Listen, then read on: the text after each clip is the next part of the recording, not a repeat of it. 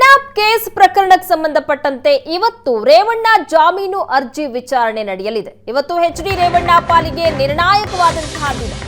ಜನಪ್ರತಿನಿಧಿಗಳ ನ್ಯಾಯಾಲಯದಲ್ಲಿ ಅರ್ಜಿ ವಿಚಾರಣೆ ನಡೆಯಲಿದೆ. ಮೇ 9ರಂದು ಜಾಮೀನು ಅರ್ಜಿ ವಿಚಾರಣೆಯನ್ನ ನಡೆಸಿತ್ತು ಕೋರ್ಟ್. ಇಂದಿಗೆ ವಿಚಾರಣೆಯನ್ನ ಮುಂದೂಡಿಕೆ ಮಾಡಲಾಗಿತ್ತು ನ್ಯಾಯಾಧೀಶರಿಂದ.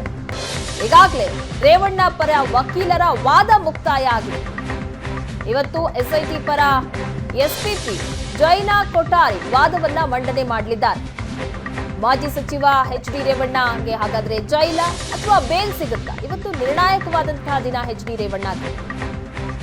ವಾದ ಮುಕ್ತಾಯವಾದ್ರೆ ಹಿಂದೆ ಆದೇಶ ಹೊರಬೀಳುತ್ತಾ? ಹಾಗಾದ್ರೆ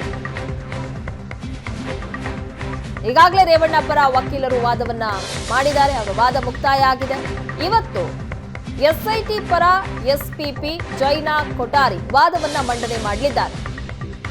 ಒಂದು ವೇಳೆ ಇವತ್ತು ವಾದ ಮುಕ್ತಾಯ ಆದ್ರೆ ಇವತ್ತೇ ಆದೇಶ ಹೊರಬೀಳುವಂತಹ ಸಾಧ್ಯತೆ ಇದೆ. ಹಾಗಾದ್ರೆ ಇವತ್ತು ರೇವಣ್ಣಗೆ ಮತ್ತೆ ಜೈಲಾಗತ್ತಾ ಅಥವಾ ಬೇಲ್ ಸಿಗುತ್ತೆ?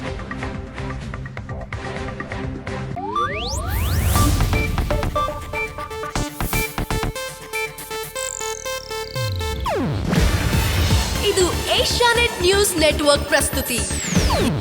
ನೀವು ನೋಡ್ತಿದ್ದೀರಾ ಏಷ್ಯಾನೆಟ್ ಸುವರ್ಣ ನ್ಯೂಸ್.